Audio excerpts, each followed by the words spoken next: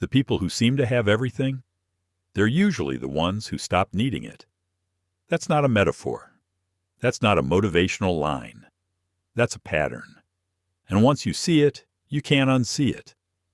Think about the last time you got something you weren't really trying for. A connection that came out of nowhere.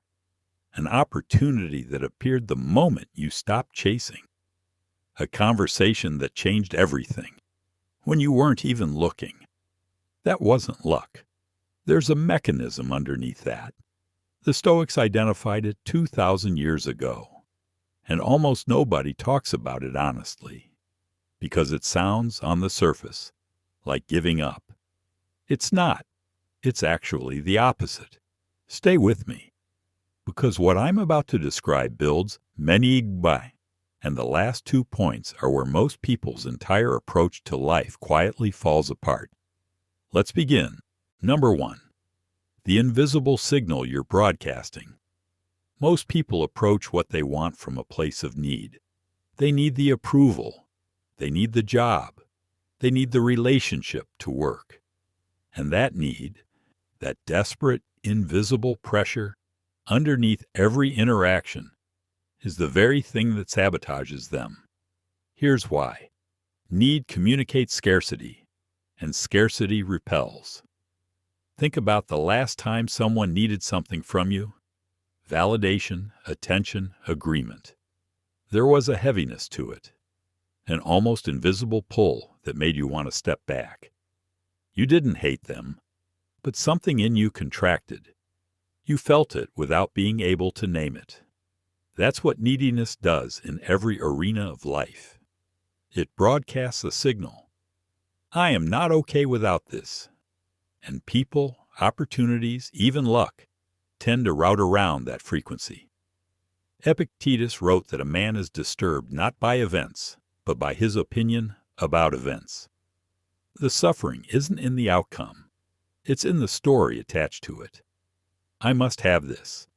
I am not enough without it. The shift isn't from caring to not caring. It's from needing to becoming. Stop asking what you can get. Start asking who you're turning into in the process. That single reframe changes the signal you send, and quietly, the things you were chasing start walking toward you instead. But that shift requires something most people never do, and it's uncomfortable. Number 2. What you're actually running from. So much of what we chase isn't about the thing itself. The promotion isn't just a promotion. It's proof you're worthy. The relationship isn't just a relationship. It's evidence you're lovable. The success isn't just success. It's armor against the voice that whispers you'll never be enough. When you see this clearly, you realize most of the chasing in your life isn't about a destination. It's about escaping a feeling. And you cannot outrun a feeling by collecting external things. You can only face it.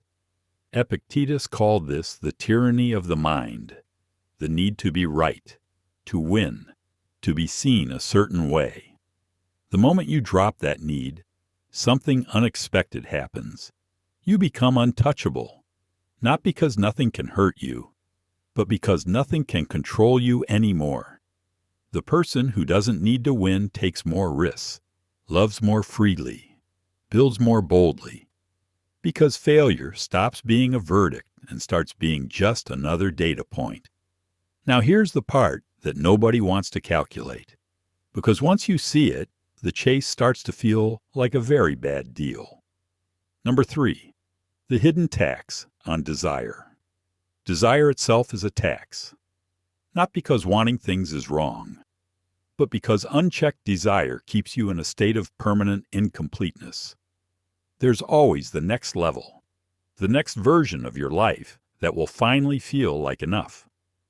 And while you're waiting for that version, the life you have right now runs in the background, mostly unnoticed, mostly unlived. Seneca put it plainly. It is not the man who has too little who is poor, but the man who always wants more. Audit your mental energy for one day. How much of it is spent wanting things to be different, wanting people to behave differently, wanting time to move faster or slower? Every moment spent in that wanting is a moment pulled from the present, the only place where your actual life is happening. The cage isn't your circumstances. The cage is your craving. But here's what surprises people when they finally understand this. Releasing desire is not the same as becoming passive. What it actually unlocks in you is something far more aggressive and far more effective than anything you've tried before. Number 4, the most misunderstood word in philosophy: indifference. People hear that word and picture someone checked out, cold, passive, giving up. That is not what the Stoics meant, not even close. There is a profound difference between not caring and not needing. You can pour everything you have into something, give it your full attention, your sharpest effort, your complete presence, and still remain unmoved by the outcome. That's not apathy. That's the highest form of competitive advantage. Watch the most effective people in any room. They're usually the ones who seem completely at ease, not because nothing matters to them, but because they've made peace with uncertainty. They're not performing. They're not managing your perception of them. They're just fully, completely there. And that quality draws people in like nothing else. Marcus Aurelius practiced this while running an empire. In his private journals, he wrote, "You have power over your mind, not outside events. Realize this, and you will find strength." He wasn't describing resignation. He was describing a deliberate detachment from outcomes that freed him to act with total clarity. The same move is available to you, but it only works if you know what you're actually working toward. And most people don't. Not really. Number 5, the goals that were never yours. We live in an age of relentless comparison. Everyone's highlights are on display, and we absorb them without realizing it. What happens? We start wanting things we don't actually want. We chase goals that were never ours. We feel inadequate for not having a life that doesn't even resemble the one we'd choose if no one was watching. Seneca wrote, "First, say to yourself what you would be. Then do what you have to do. Get honest about what you actually want. Stripped of status, stripped of expectation, stripped of the identity you've been performing." When you get quiet enough to hear that real voice, most people discover the list is shockingly short, and almost everything on it is actually attainable. The wanting that exhausts you is mostly noise, other people's ambitions wearing your face. But here's the thing that keeps most people stuck even after they figure this out. And this is where it gets genuinely hard. Number 6, the timeline you cannot force. Most of what shapes your future is invisible to you right now. The conversation that will change everything hasn't happened yet. The person who will open the right door hasn't walked in. The version of you required for the next chapter isn't fully formed. And yet we exhaust ourselves trying to force the timeline, trying to manufacture outcomes that aren't ours to control, trying to squeeze a result into a shape it doesn't fit, and then wondering why it falls apart. Marcus Aurelius wrote, "Accept the things to which fate binds you, and love the people with whom fate brings you together, and do so with all your heart." The most effective people you'll ever meet tend to say the same thing when they look back. It worked out exactly as it was supposed to. Not because life was easy, it usually wasn't, but because they trusted the process even when they couldn't see where it was going. They planted seeds without demanding to watch each one grow. They did the work and released the results. That's not weakness. That's the deepest kind of confidence there is. And when you actually live this, not just understand it, but live it, something mechanical happens, something almost irrational. until it happens to you. Number 7. How wanting nothing becomes having everything. When you truly stop needing things to go a certain way, when you are genuinely at peace with any outcome, you move through life differently. You take bolder action because you're not paralyzed by the fear of losing. You connect more authentically because you're not performing. You make cleaner decisions because they're not driven by desperation.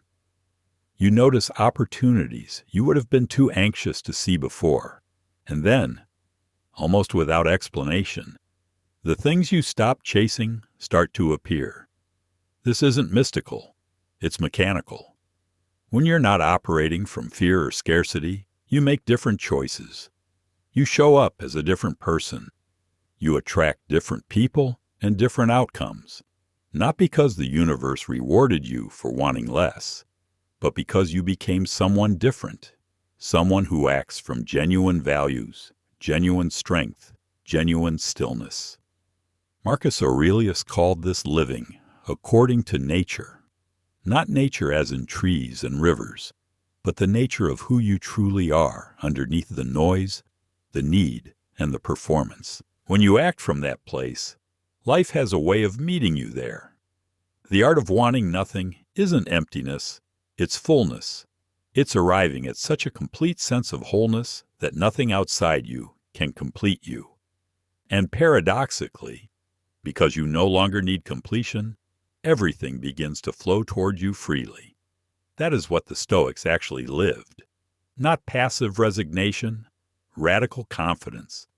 The unshakable belief that you are enough, that the work is worth doing, and that the right things will come, not because you forced them, but because you became the kind of person they naturally move toward. So here's the one thing to take with you. Stop chasing. Start becoming. Trust what you can't yet see. And watch how quietly, almost effortlessly, everything you truly need begins to find its way to you. If this landed, the video on screen right now goes deeper into the Stoic philosophy of inner peace. Click it and keep going. And if you haven't subscribed yet, now's the time. It's free, and there's more of this coming. I'll see you in the next one.